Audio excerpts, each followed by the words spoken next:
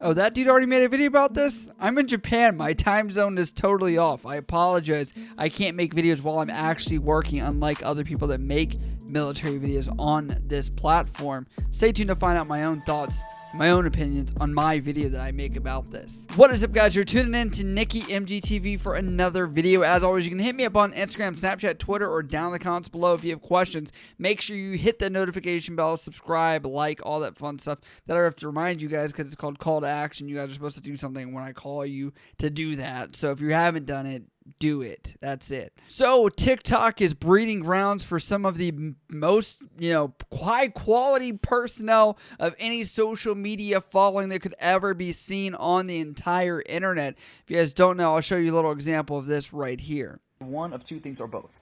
One, they're going to kill everything out there. Or two, they're going to fuck everything out there. And then you have me, where I would do both in that order. Yes, it just gets worse and worse. That's why I just use the app to make content about bad things that happen on this app, because it's literally the most immature place you can find stuff. But looking at this, there is an Army officer that posted this TikTok right here. Reason 1 million why I will never be verified. Dark jokes. Aha! Listen to this one.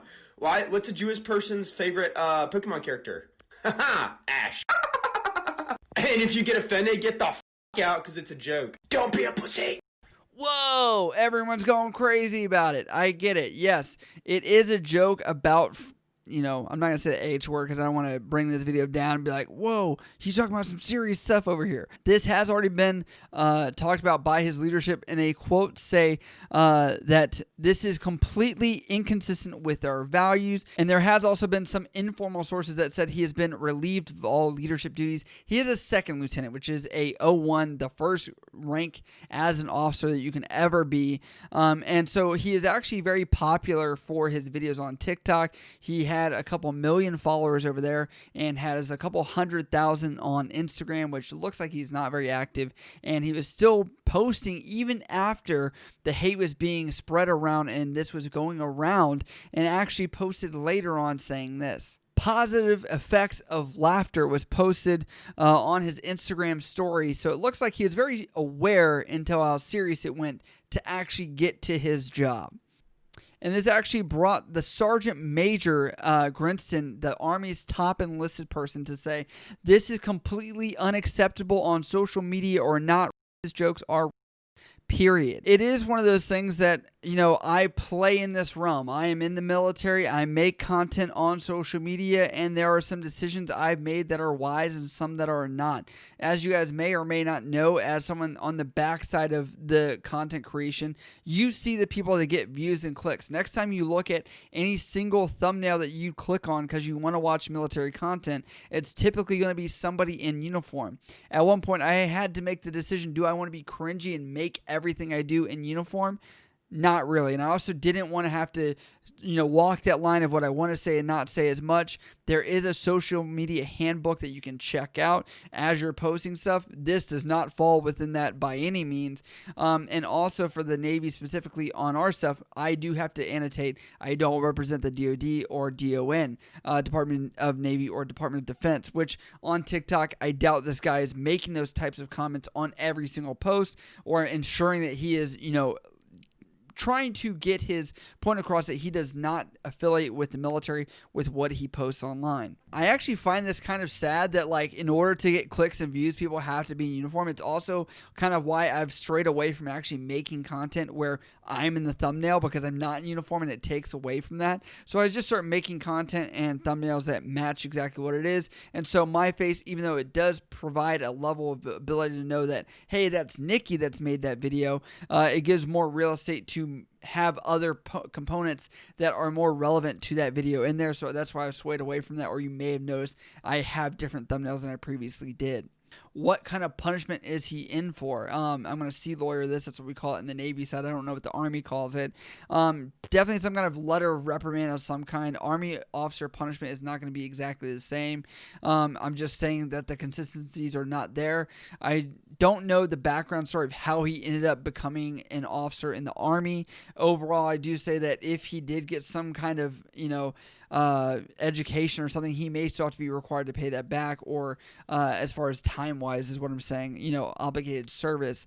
Will this be the end of his career? I don't think so. And I say it because it's kind of a weird thing where, like, I've seen enlisted people definitely do worse things than this on their time on social media, such as the girl that, yelled about the president, where she may still be able to survive after this. Enlisted do have the ability to bounce back a little bit faster or better from mistakes, whereas officers are held up to a higher caliber and really aren't given as much room to make mistakes. So while he may get a letter of reprimand, I don't want to say it's going to be the end of his career, because he is still just an 01.